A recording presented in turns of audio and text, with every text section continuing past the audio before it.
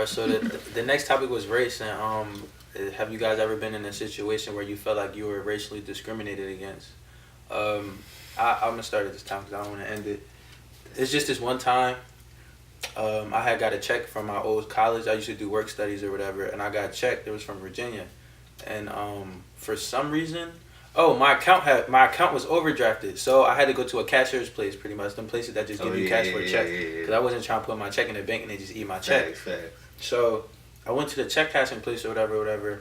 I give her my check, and the lady's just this old white lady, and she's just like, what kind of check is this? And I'm like, I didn't even answer her, because what you mean? Like a check with money on it. What are you talking about? It don't matter. And she was like, I don't think I can cash this. What is this? Social Security, baby child support? Like, what kind of check is this? Wow. I said, I actually got a full ride. That's a work studies check. But you can give it back to me. I don't even need to cash it for real at this point. And I just took it back and I left. That was crazy.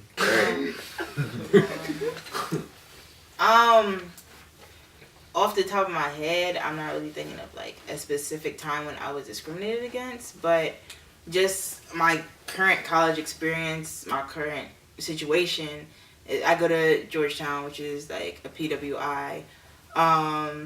So if you ever seen Dear White People, something similar. It's a very small black community, but we're very close, and that's what I appreciate about it. But I am in a situation where I go into most of my classes.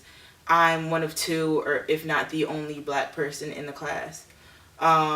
Same thing, I'm on the school soccer team. I'm the only black person on the team. So it's not necessarily where I'm made to feel left out or made to feel different, but it's just being in an environment where people don't necessarily understand your point of view of the world, or how you have to walk, or just how you go through everyday life. It's just a different point of view, and it's hard to explain, and sometimes you don't want to talk about it to somebody, but it just creates, and it's nothing that anybody else like tries to put on you, and it's nothing that you can really like be angry with somebody about, but it just puts you like sometimes the odd man out, and it's just like a difference in culture.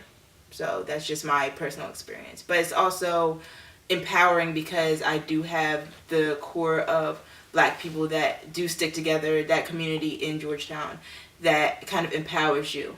So it's like a good and bad, like light and dark type of situation. One time I felt racially discriminated against was when I went to go get gas. I went to go get gas, and then like I pulled up at least like 2 minutes before this other car pulled up or whatever. He obviously like he looked right at me. He gave me that eye contact. It's a white guy at Wawa. Then he was like, and then he went straight to the white guy car. Like, and I'm like, and he walked by my car. Like he had to go around. He had to go around my car to do that. Make sure he saw you. He was the effort. That nigga saw me, yo. He saw me. So you know I'm on your head. You watching this? I'm on your head. But anyway. Facts. But anyway, yeah, like he saw me, like he walked around, pumped his gas, then came back to me and said, "What you need?" Like, no, you don't ask me what I need. No, you ask me politely, not what you need all rude. But I felt that racial discrimination. Almost did something smart, but I don't want to say what I did. You had the same story as last week. I don't even remember if you said a story last week. Okay, so in high school, I was in mock trial. I was a lawyer, councilwoman. Oh, yeah. My co-counsel was also a woman, but I was the only black woman lawyer in the state of New Jersey.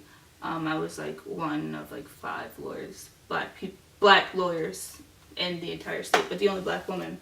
And right before the trial begins, you go up against, I was a prosecution lawyer, you go up against the defense team, and you go in the back, you meet with judges. These are real prosecutors and real judges in the state of New Jersey, real DAs and everything. So you basically are like fighting and performing in front of your potential employers if you want to do that. But we have what's called pretrial.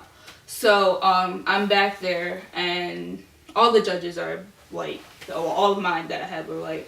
And a lawyer, she comes back to, we're back there and we're in pretrial, and one of the judges says to me, she's a prosecutor in the state of New Jersey, and she says, "Oh, you're a lawyer?" And I'm like, "Yeah, like, obviously I'm back here." And she's like, "Oh, I would have expected you to be a hostile witness." Yeah, so, yeah.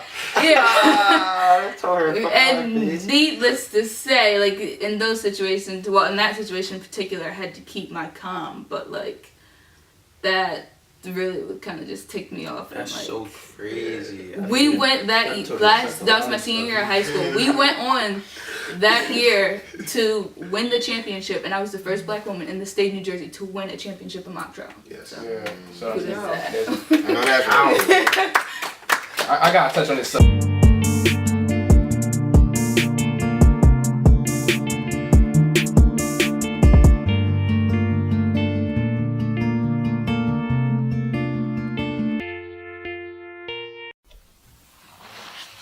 The only thing I ask is that God used my life to do better. I think I'm gonna tell my story hoping you gonna get the message.